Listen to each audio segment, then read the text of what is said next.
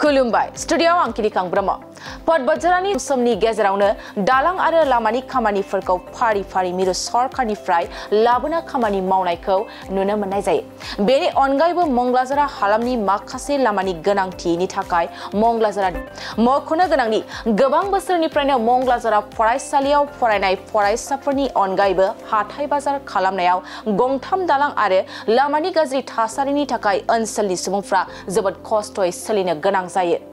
बेनिखायनो पदबाजारा सिलाइ दैसानि सायाव दालां आरो लामा लुफुंनो अन्थाइ खाम्फा गायसननायखौ मंगलाजरा हालामनि रायजो राजाफ्रा गोजोननाय जासिदों एमपि जयन्त बसुमतारीनिसिम।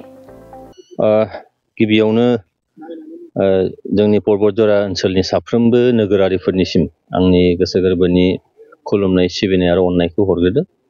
जे जोबोद गोजोनथाव खौरां जे आङो एमपि महरै सायख'जानायनि लोगो लोगोनो समायखिरानि सिगांनो मोनसे पदबाजारायाव मोनसे लामा मंगलाजरानिफ्राय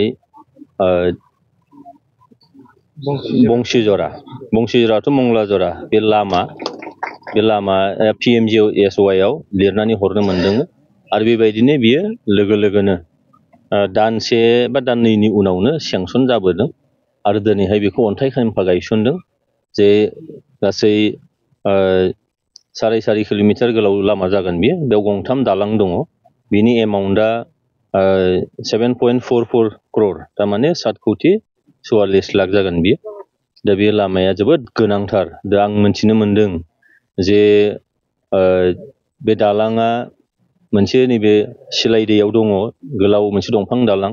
बेखौ लानानै बा लामाखौ लानानै थांनाय 20-30 बोसोरसो सिगांनिफ्रायनो बे ओनसोलनि रायजो राजाफ्रा सोरखारनाव दाबि खालामबाय थादोंमोन, नाथाय बे जानानै फैयाखैमोन।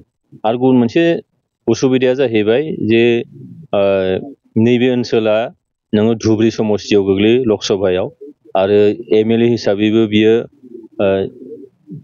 उरिपुराव गोग्लैयो।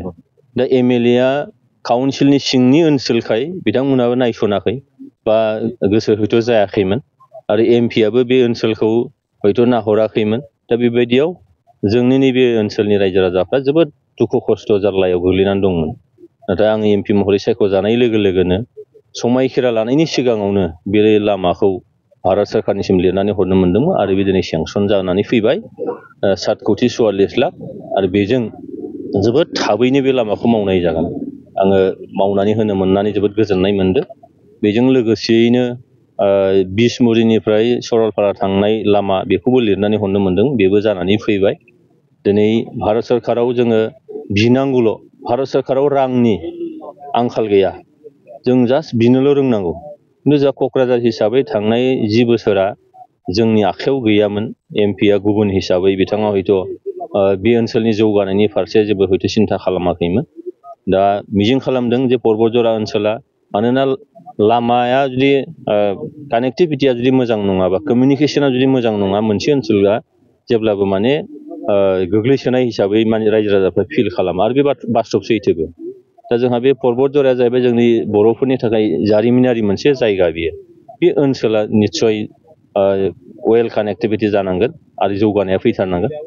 पदबाजारानि थाखाय मोनसे मोजां खौरांखौ जोंहा जे दिनै बिटिआर सुक्तिनि गेजेरजों जोंनि मानगोनां बिटिआरनि चिफ आरो जोंनि UPPL दोलोनि आफादगिरि प्रमद बर' बिथांमोननि जे मोनसे सुक्ति खालामनाय बिटिआर सुक्ति, बे बिटिआर सुक्तियाव पदबाजारायाव मोनसे रेलवे कच फेक्टरि दङ। बे अलरेडि 300 कोटि रांनि मोनसे एलकेसन जाबाय होननानै आङो मोनथिदों आरो बेखौ जुदि जोङो थाबैनो आरोबाव बानायनो हायोब्ला, लुखांनो हायोब्ला पदबाजाराया हयथ' जोंनि जौगासार जेरै क'क्राझार टाउन ओनसोलफोर बायदि बा माखासे ओनसोलफोर बायदि बे पदबाजारायाबो दिनैनि अबस्थायाव थानाय नङा, बे मोनसे जौगासार मोनसे थासारि फैगोन।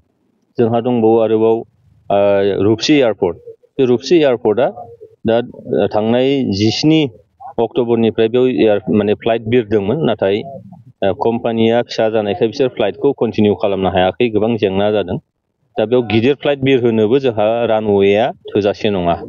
रानवेया खमसे खम 2.5 किल'मिटार जानांगौनो। दा बेयाव जोंहा 1 किल'मिटारनि एसेल' बारा हयथ' दङ। बेनिखायनो गिदिर फ्लाइटखौ बाव लाबोनो हाया। गिदिर फ्लाइट माने मोजां कम्पानिनि फ्लाइटआ जों बाव बिरहोनो हाया।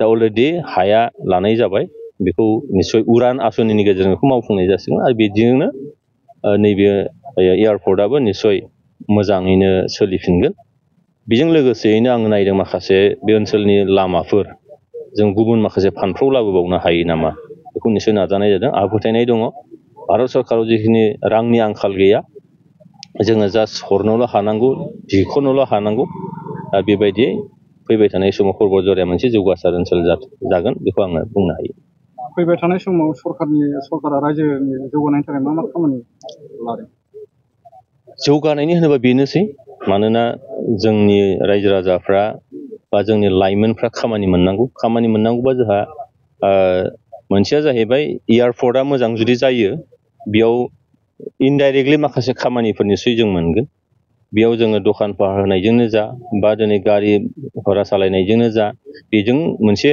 जोंनि थांनानै थानायनि राहा निस्सय फैगोन आरो रेलवे कस्ट फेक्टरि जायोब्ला बेयावबो गोबां रोखोमै खामानि निस्सय ओंखारगोन बेजोंबो मोननो हागोन आरो दिनै जिथु पर्बतझराया गोदाननि मोनसे साब डिभिजन बे साब डिभिजनावबो गोबां मोनसे जौगानाय हाबाफारिफ्रा निस्सय फैगोन आरो फैयोब्ला बेजोंबो माखासेफ्रा एबजर्ब निस्सय जागोन आरो बेबायदिनो सरकारनि माखासे थाखानाय जे आसनि बेथ' सोलिगासिनो दंखायो जेरैहाय जोंनि सेल्फ हेल्प ग्रुपफोरनो जिखिनि माइनाव सोरां बिथांखिनि गेजेरजों रां होनाय जोंनि गियान सोरां बिथांखि फरायसाफोरनो रां मदद होनाय बिदिनो जायफोर फिसा फिसौ बिजनेस खालामनानै जायो बिथांमोननो मोनसे अनसुंथाइ होनाय बेफोर हाबाफारिफोर निस्सय दंबाय थायो आरो बिनि गेजेरजों निस्सय जोङो जौगानायनि जे लामा बेखौ जों मोननो हागोन